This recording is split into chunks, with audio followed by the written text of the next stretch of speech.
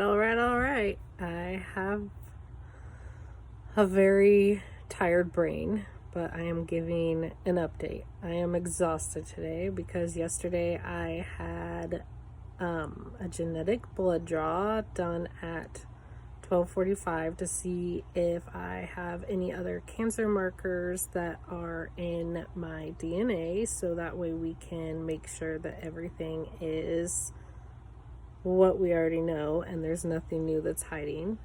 Then it was followed by my oncologist at 1:15, and that was to go over that I am starting a chemo medication called Ibrance on Sunday evening when I come back from my husband's birthday, and I am starting a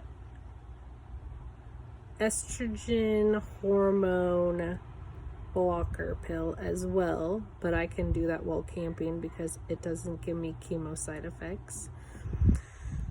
Then we learned about all the side effects. The main ones are very fatigued, nausea, hair loss or thinning. She said I cannot lose hair, it could just thin. And the final one was ache in joint and bone are the major 4 side effects that almost everybody gets.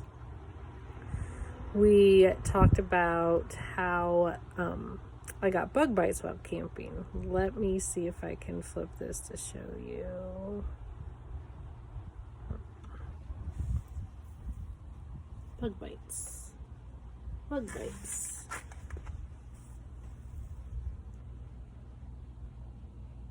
Bug bites. Oh, they look like that due to my liver not being fully functional, and that means that it can't fully functionally help attack the poison and get it out of my body.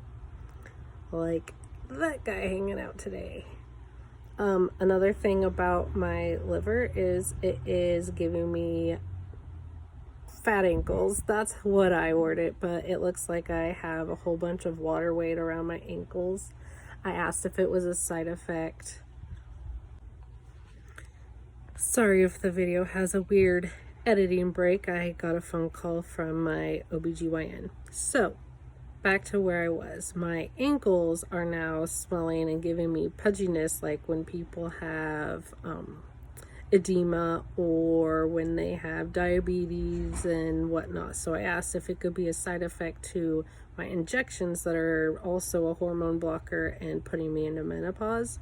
And my oncologist informed me, no, I'm sorry to inform you, love, it is from your liver not being fully functional because it can't get all of this stuff circulating through your body. So, with that being said, I ordered some low compression socks to see if that helps give my ankles more of an ankle look instead of a pudge look.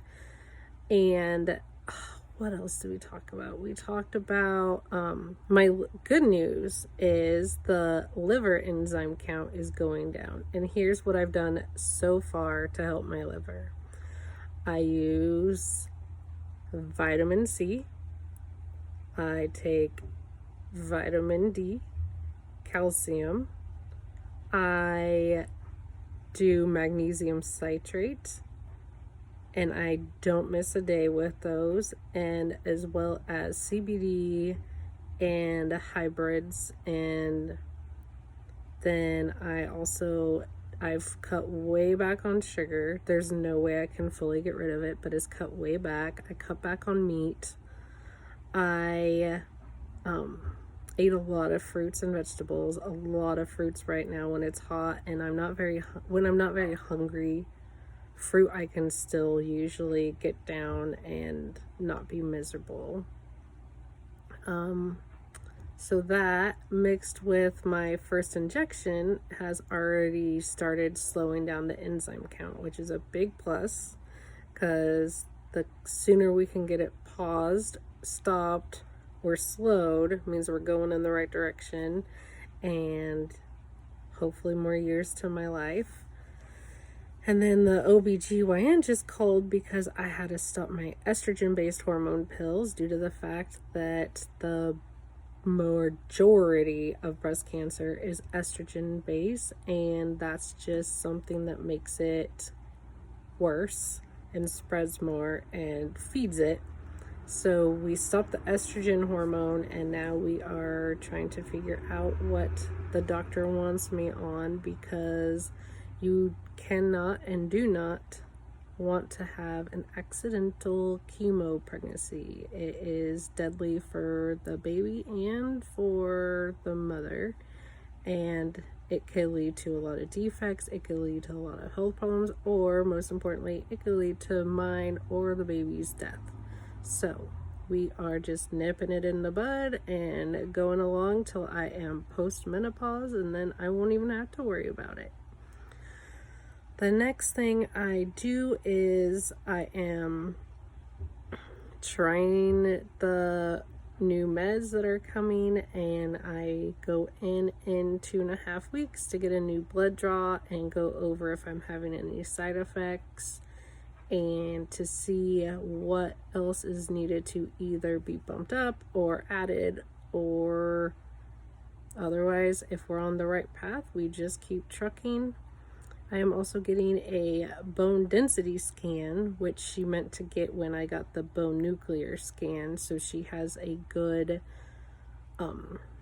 borderline for where my bone density is for watching for osteoporosis, due to the fact that that's what happens a lot with menopause.